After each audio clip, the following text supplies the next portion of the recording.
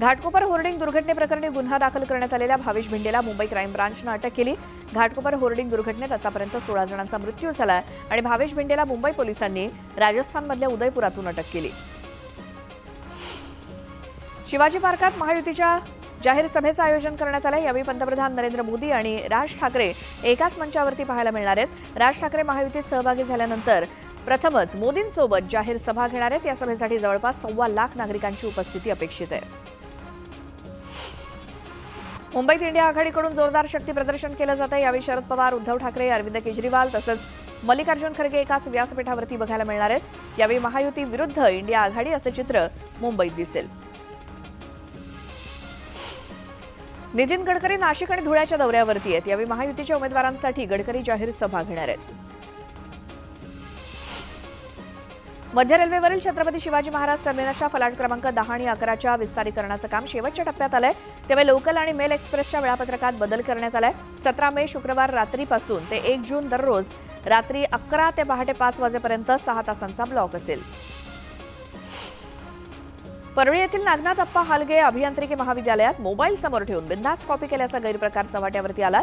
या प्रकरणी आता विद्यापीठाच्या परीक्षा आणि मूल्यमापन मंडळानं महाविद्यालयातील परीक्षा केंद्र, प्राचार्य आणि प्राध्यापकांवरती 3 वर्षांसाठी बंदी घातली आहे। पाणी प्रश्नावर छत्रपती संभाजीनगर पालिका चांगलीच आक्रमक झाली आहे। सिडकोतील पालिकेच्या जुन्या जलवाहिनीवरील 27 अनधिकृत नळ खंडित करण्यात आलेत। त्याच्या आदल्या दिवशीच याच परिसरातील 38 अनधिकृत नळ तोडण्यात आले होते। जळगावातील आसोद रेल्वे उड्डाण पुलाचं काम 16 महिन्यातच पूर्ण झाले। लोकसभा निवडणुकीनंतर पथदिव्यांचं काम पूर्ण करून पुलावरून वाहतूक सुरू केली जाणार आहे। त्यामुळे रेल्वे गेटमुळे होत असलेल्या वाहतूक कोंडीपासून नागरिकांची सुटका होणार आहे। बीडमध्ये दुष्काळाच्या झळा तीव्र झाल्यात। 382 टँकरद्वारे सध्या जिल्ह्यामध्ये पाणी पुरवठा केला जातोय, तर 6,83,000 लोकांची मदार टँकरवरती आहे। अंधेरी पूर्व येथील जुनी नादुरुस्त जलवाहिनी काढून टाकण्याचं काम 22 मे रोजी सकाळी 9 वाजल्यापासून 23 मे रोजी मध्यरात्री 1 वाजेपर्यंत करण्यात येणार आहे। परिणामी या दुरुस्तीच्या कामाच्या 16 तासांदरम्यान अंधेरी आणि आसपासच्या विभागातील पाणी पुरवठा खंडित असणार आहे। धाराशिव जिल्ह्यात पुन्हा एकदा अवकाळी पाऊस झालाय। धाराशिव, तुळजापूर, भूम, परांडा, कळंब या तालुक्यांमध्ये वादळी वाऱ्यासह झालेल्या पावसामुळे झाडं उन्मळून पडली आहेत। काही ठिकाणी घरांच्या भिंती देखील पडल्या आहेत। इतकंच नव्हे तर वीज पडून जनावरांचा देखील मृत्यू झाला। साताराच्या मान तालुक्यातील बिजवडी इथे गारपिटीचा अवकाळी पाऊस झाला आणि त्यामुळे क्रॉप कव्हर टाकलेल्या डाळिंबाच्या बागेत गारांचा खच पडला असून डाळिंब उत्पादक शेतकऱ्यांना गारपिटीचा मोठा फटका बसलाय। जामनेर तालुक्यातील पळासखेडे बुद्रुक इथे घरगुती वादातून मुलानंच बापाचा खून केल्याची धक्कादायक घटना घडली। या घटनेनंतर पोलिसांनी तत्काळ आरोपीला बेड्या ठोकल्यात। या घटनेमुळे संपूर्ण परिसरात खळबळ माजली आहे। बुलढाण्याच्या डोणगाव आठवडी बाजार येथील बहुचर्चित अतिक्रमण अखेर काढण्यात आलं आणि याआधी सुद्धा अतिक्रमण काढण्याची प्रक्रिया पूर्ण झाली होती, मात्र अतिक्रमण काढण्यासाठी विरोध होत होता। अखेर डोणगाव ग्रामपंचायतीनं अतिक्रमण काढलं। छत्रपती संभाजीनगरमधील लासूर नाका परिसरातील इलेक्ट्रॉनिक्सच्या दुकानाला भीषण आग लागली। या आगीमध्ये लाखो रुपयांचं साहित्य जळून खाक झालं, मात्र आगीचं कारण अद्याप समजू शकलेलं नाही। यावल तालुक्यातील दहिगाव इथे भव्य बैलगाड्या शर्यतीचं आयोजन करण्यात आलं। यात 25 स्पर्धकांनी नाव नोंदवलं होतं आणि प्रथमच पोलीस बंदोबस्ताशिवाय बैलगाडा शर्यत पार पडली। गद्दारांना असा गाडा की पुन्हा कित्येक पिढ्या कल्याण डोंबिवलीमध्ये गद्दारीचा किडा वळवळता कामा नये असं म्हणत उद्धव ठाकरे यांनी शिंदेंवरती जोरदार हल्लाबोल केला। गद्दाराविरोधात मला निसटता विजय नकोय असं आवाहन ठाकरेंनी केलं। कल्याण डोंबिवली मतदारसंघाच्या महाविकास आघाडीचे उमेदवार वैशाली दरेकर यांच्या प्रचारासाठी उद्धव ठाकरेंची डोंबिवलीमध्ये सभा पार पडली। मशालीनं हुकुमशाही जाळून भस्म झाल्याशिवाय आम्ही थांबणार नाही अशी जहरी टीका उद्धव ठाकरेंनी डोंबिवलीत केली। पैशाचा महापूर येईल पण आयुष्य विकणार आहात का, खोक्यामध्ये बंद होणार आहात का असा सवाल त्यांनी उपस्थितांना केला। वैशाली दरेकर यांना विक्रमी मतांनी जिंकून देण्याचं आवाहन त्यांनी मतदारांना केलं। येत्या 4 जूनला पंतप्रधान नरेंद्र मोदी निवृत्त होतील असा मोठा दावा उद्धव ठाकरेंनी केला। मुलाखतीत त्यांनी सत्ताधाऱ्यांना चांगलंच धारेवर धरलं।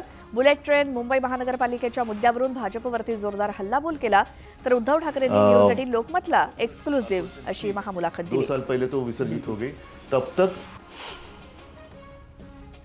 घरी बसून सरकार चालत नाही असा टोला मुख्यमंत्री एकनाथ शिंदेंनी उद्धव ठाकरेंना लगावला, तर त्यांच्या प्रचारात मुंबई बॉम्बस्फोटातील आरोपी दिसत असल्याचं म्हणत मुख्यमंत्र्यांनी ठाकरेंवरती जोरदार हल्लाबोल केला। नाशिकमध्ये हेमंत गोडसेंच्या प्रचारासाठी रोड शो करण्यात आला।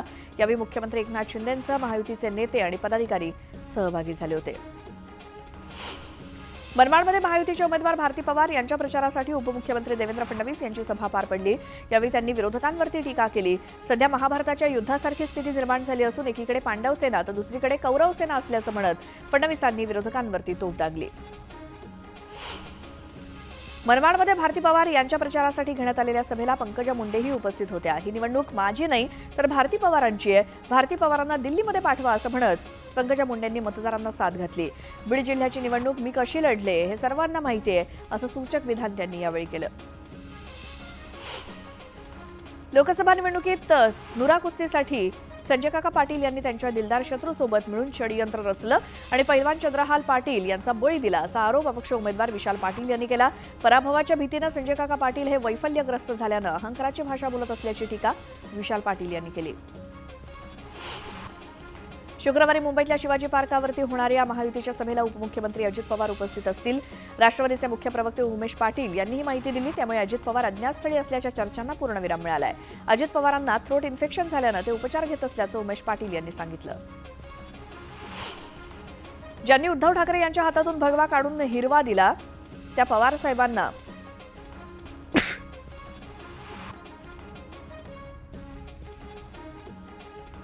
मोर्चाचे अध्यक्ष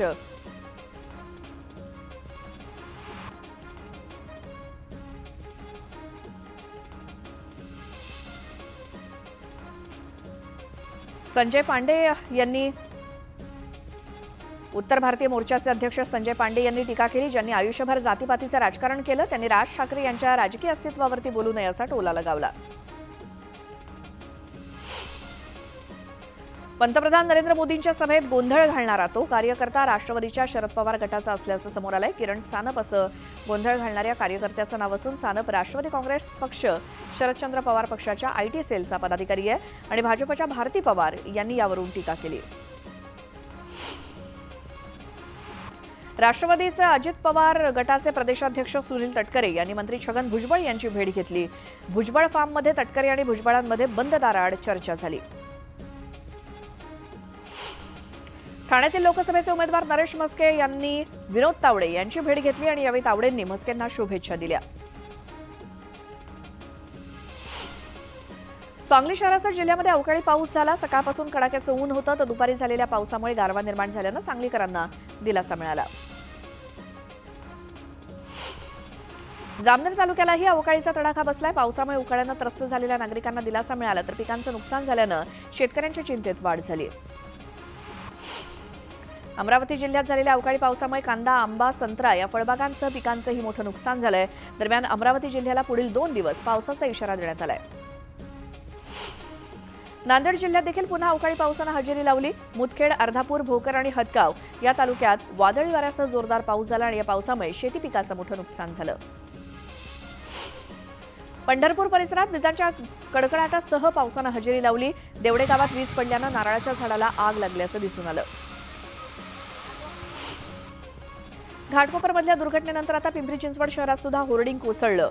पिंपरी चिंचवड शहरातील मोशीमध्ये रस्त्याच्या कडेला असलेलं होर्डिंग कोसळल्याची घटना घडली। यात कुणी जखमी किंवा जीवितहानी झाली नाही, मात्र 4 दुचाकी आणि एका टेम्पोचं नुकसान झालं। पिंपरी चिंचवडमध्ये कोसळलेलं होर्डिंग अधिकृत असून काही दिवसांपूर्वी ते एका बाजूला झुकल्याचं निदर्शनास आलं होतं। संबंधित होर्डिंग मालकाला ते होर्डिंग काढून घेण्यासंदर्भात सूचनाही करण्यात आली होती, मात्र ते वेळेत न काढल्यानं संबंधित मालकाविरोधात आणि स्टॅबिलिटी सर्टिफिकेट देणाऱ्या अधिकाऱ्यांविरोधात चौकशी करून गुन्हे दाखल करण्यात येणार आहेत। पिंपरी चिंचवडमध्ये लोखंडी होर्डिंग कोसळल्यानंतर होर्डिंग हटवण्याचं काम युद्धपातळीवरती सुरू आहे, मात्र होर्डिंग हटवण्याचं काम करणाऱ्या कामगारांना कोणतेही सुरक्षेचं साधन नाही, त्यामुळे पालिका प्रशासनाचा भोंगळ कारभार समोर आलाय। मुंबईच्या घाटकोपर इथे होर्डिंग कोसळल्याची दुर्घटना घडल्यानंतर कोल्हापूर महानगरपालिकेला जाग आली। कोल्हापूर शहरात अनधिकृतपणे लावलेले होर्डिंग काढण्याचं काम कोल्हापूर महानगरपालिकेकडून सुरू आहे। शहरातील 20 ते 25 अनधिकृत होर्डिंग्स काढण्यात आली। दुष्काळाचं भीषण सावट आणि पाणी टंचाईनं सध्या पंढरपूर तालुक्यात शेतकऱ्यांचे हाल होताना दिसतायत। पाण्याअभावी द्राक्ष बागा उन्हानं जळून खाक झाल्यानं त्या काढून टाकण्याचा निर्णय शेतकऱ्यांनी घेतला आणि त्यातून एकरी 7 ते 8 लाखांचं नुकसान होत आहे। बुलढाणा जिल्ह्यात जिल्हा शल्यचिकित्सक डॉक्टर सुभाष चव्हाण यांनी शासकीय रुग्णालयात धाड सत्र सुरू केलं। विविध विभागात धाड टाकून त्यांनी लेट लतीफ कर्मचाऱ्यांवरती कारवाईचा बडगा उगारायला सुरुवात केली, त्यामुळे कर्मचाऱ्यांचे चांगलेच धाबे दणाणलेत। मुंबई अहमदाबाद राष्ट्रीय महामार्गावरती वाहतूक कोंडी दिसून आली. चारोटी टोल नाक्यावरती टोल वसुली करण्यास विलंब होत असल्यानं गुजरातकडे जाणाऱ्या वाहिनीवरती लांबच लांब रांगा दिसून आल्या. रोजच्या रोज होणाऱ्या वाहतूक कोंडीनं वाहन चालक आणि प्रवासी त्रासलेत. चंद्रपूरच्या शासकीय रुग्णालयात रक्ताची मोठी कमतरता भासते. उन्हाळ्याचे दिवस असल्यामुळे शरीर कमकुवत होतं अशी भीती रक्तदात्यांना आहे आणि त्यामुळेच रक्तदान शिबिरं सुद्धा रोडावली आहेत आणि त्यामुळे रक्तदानाचं आवाहन केलं जातंय. रबाळे येथील साईनगर झोपडपट्टीमधील वर्कशॉपमध्ये असलेल्या ट्रॅव्हल्सच्या 2 बसेसना अचानक आग लागली. यावेळी बसमध्ये अडकलेल्या एका महिलेला स्थानिकांनी वेळेत बाहेर काढलं. या दोन्ही बसेस आगीत जळून खाक झाल्यात. आणि बातम्यांसोबतच वेळ झाली एका छोट्याशा ब्रेकची. लगेच परत येणार आहोत. तुम्ही पाहत राहा न्यूज 18 लोकमत.